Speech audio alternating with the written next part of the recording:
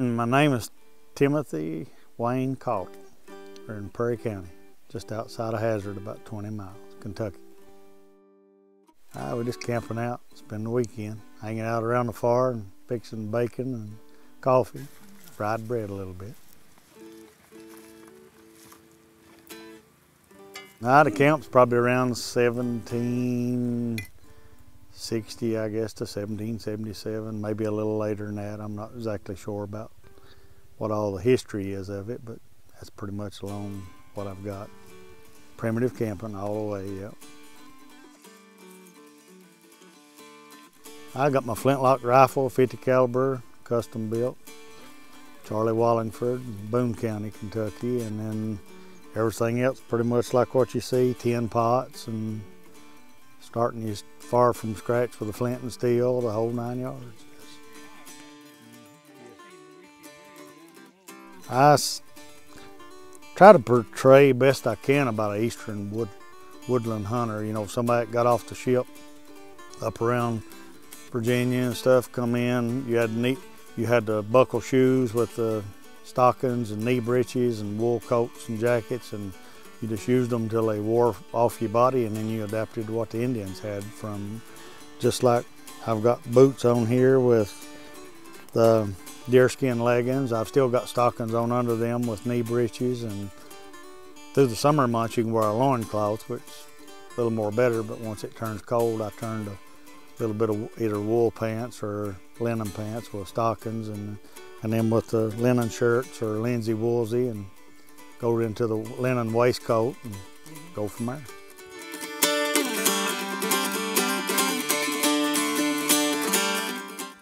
Blanket pin, pretty much you use it on what it says, the blanket or whatever else you want to, as far as your sashes, your clothes, and I use them for just like when you get into your blanket, you do like a high fold on it, and then you fold it back up over your feet.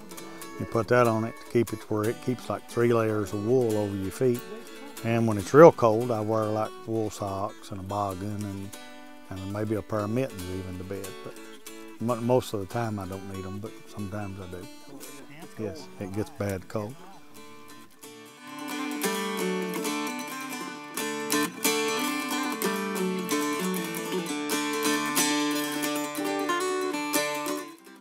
I make these. They are the 3 bones out of a turkey's wing. It's this big one and the 2 small ones here. I cut the ends of them off, push the bone marrow out. Of course, this one doesn't have bone marrow. It's got like an exoskeleton in it or something that you'd call it.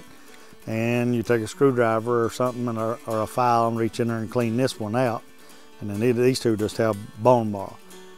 I do cheat. I do put epoxy in them and glue them together very solid that way. And then I rewrap them and make them look like they put together with pine pitch or cleaned up good. And they do work. They do call turkeys in. I actually killed a jake last Thursday.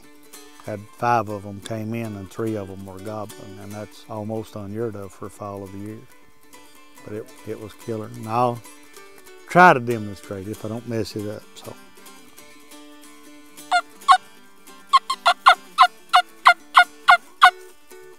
And that's pretty much what I do with them, enough to, you know, keep it.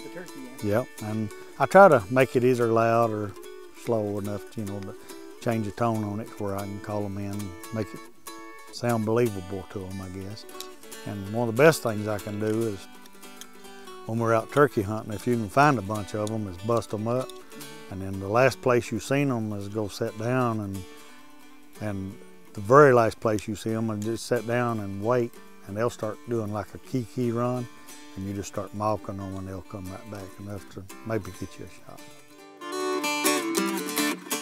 It is a 50 caliber flintlock, swamp barrel, got a little bit of cast off in the back of it, makes it fit you good. Double set triggers for target shooting, and it's got round bottom rifles in it, 42-inch barrel. Made by Wayne Jenkins, the barrel is, and it'll actually hold its own. I mean, it shoots better than I do. It's got a pewter poured nose cap on it, curly maple on the stock, and it's got a iron patch box on it to put stuff in. So that's a touch hole feather. When under normal circumstance, when you come in from hunting, you know, the lock will be back like that and closed up. You'll flip that, take the feather, flip that out, dump the pan, and plug that. And when you set that to the side with the frizzing down, everybody knows that gun's loaded, not to fool with it in camp. That's what that's for. This right here is just like a little Kentucky belt axe.